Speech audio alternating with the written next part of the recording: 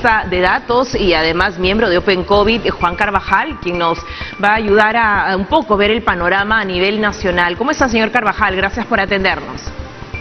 Muy buenos días, gusto en saludarles. Ya desde la semana pasada tenemos la buena nueva que se logró el 50% de la población objetivo a nivel de vacunación.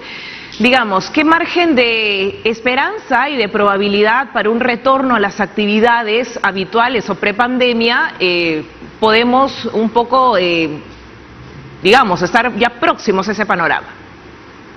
En realidad sí, el futuro, digamos, nos avisora una buena esperanza justamente para el retorno de clases. Como usted lo menciona, hace poco a nivel nacional pasamos el 50% de la población objetivo con 2 dosis, y cuando uno, digamos, revisa la información en cuanto al sector educación, cómo está la vacunación como tal, uno ya observa pues que a nivel nacional al menos ya más del 80% del personal docente, administrativos y todo lo que involucra el sector educación, ya el 80% está completamente vacunado con 2 dosis, y esto se replica en muchas regiones del país. De las cerca de 25 regiones, más allá de 20 a 22 regiones ya están por encima de ese 80%, tanto en el sector urbano como en el sector rural. ¿Qué pasa con ese 20% restante?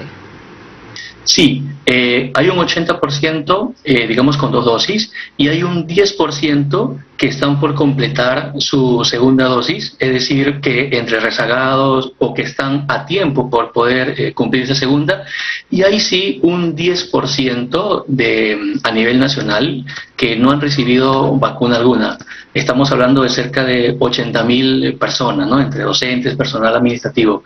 ¿Sería parte de esa brecha que el Ministerio de Salud espera alcanzar o llegar, o sería por cuestiones netamente de salud o de pronto ideológicas que no quieren acceder a la vacuna? Sí, es una mezcla de factores, y es algo que también se observa en el contexto nacional, ¿no es cierto?, en los diversos grupos etarios. Usted lo menciona, personas que lamentablemente no quieren vacunarse por diferentes motivos, por creencias, o personas que aún, digamos, están con enfermedades que no pueden aún vacunarse, ¿no? Pero sí se está observando un buen avance, porque estamos hablando de más allá de 650.000 personas que ya están totalmente vacunadas, y 80.000 pues que aún faltan completar su vacuna, ¿no? ¿Y qué regiones tienen un mejor índice de vacunación? Porque hemos destacado muchísimo el ejemplo de Tacna, pero quizás nos hemos olvidado y no hemos sido muy insistentes al hablar de Puno, de Madre de Dios, del propio Iquitos, que tenían un retraso significativo en la vacunación. Actualmente, mirando el panorama nacional, ¿qué regiones destacan en este buen avance? Mire, a nivel nacional, cuando uno lo ve por regiones, en este preciso momento, la región Callao ya tiene el 70% de su población objetivo, es decir, mayores de 12 años en adelante, 70% totalmente vacunada.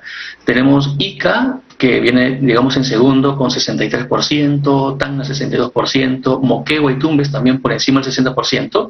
Lo muy posible es que entre hoy o de aquí a 2 días Lima Metropolitana también ya alcance ese 60%, igual que la región Ancash, ¿no? Digamos que son las regiones que ya están, digamos, por encima del 60% de su población objetivo con 2 dosis. Y en lo que se identifica en paralelo o en contraposición a las regiones que no tienen un buen ritmo de vacunación, ¿qué factores están influyendo? Mire, da la casualidad que, digamos, esas regiones que están si cabe el término, en los últimos lugares, de aquí a, si uno mira el panorama 3 meses, 4 meses atrás, siguen siendo las mismas. O sea, regiones de la Amazonía como Loreto, Cayali, también Madre de Dios, Huánuco y Puno, digamos, en la zona sur del país, hay factores que también se replican, como el tema de que hay gente por creencias religiosas o por acceso también a la vacuna, que son zonas lejanas, porque cuando uno ve si es que hay vacunas o no en tal regiones para poder aplicar, sí lo hay. Entonces, vacunas hay para vacunar, sino que aquí hay un tema también de, por un lado, respuesta de la población, y también el tema de las mismas autoridades para poder seguir avanzando y cubrir esas brechas en estas regiones, ¿no? Y es importantísimo esta data porque es el insumo necesario para que de pronto los gobiernos, ya no nacional, ¿no?, los gobiernos locales, regionales, puedan de alguna forma cambiar la estrategia o mostrar otros incentivos. ¿Cómo vamos avanzando en, digamos, en la ocupación de camas UCI? Porque es otra de las preocupaciones. Está bien hablar un poco del factor de fallecidos, porque de alguna forma es un indicador de cómo vamos, pero a nivel de hospitalizaciones y ocupación de servicios de urgencia, ¿hay un avance, hay un retroceso o se mantiene el panorama? Mire, a nivel de camas UCI, digamos que todo eso tiene un efecto correlativo, porque cuando disminuyen los casos, esto conlleva a una menor demanda hospitalaria, y la inversa, cuando hay una mayor cantidad de casos hay una mayor demanda. Entonces lo que hoy se observa desde el mes de abril, mayo en adelante, hay una desocupación en lo que es el sistema hospitalario, tanto en camas UCI como en lo que es camas de hospitalización. Si uno observa, por ejemplo, en este momento en el contexto nacional, en lo que es camas UCI, de las cerca de más allá de 2.000 camas habilitadas, el 45% están ocupadas, estamos hablando de alrededor de 900. Pero sí se observa pues esta réplica, digamos, en todas las regiones del país, a bien gracias a una desocupación, ¿no? A pesar de la variante Delta, a pesar de la variante Mu, que se nos generó posiblemente esta preocupación respecto al inicio de la tercera ola. Sí, en efecto, es un tema muy importante el que se toca, porque recordemos que la variante Delta empezó en Arequipa, y en Arequipa recordemos que en mayo vivía una situación muy complicada, se tomaron las acciones y a bien gracias en junio la situación mejoró, y hoy pues estamos viendo en el contexto nacional como una especie de larga meseta.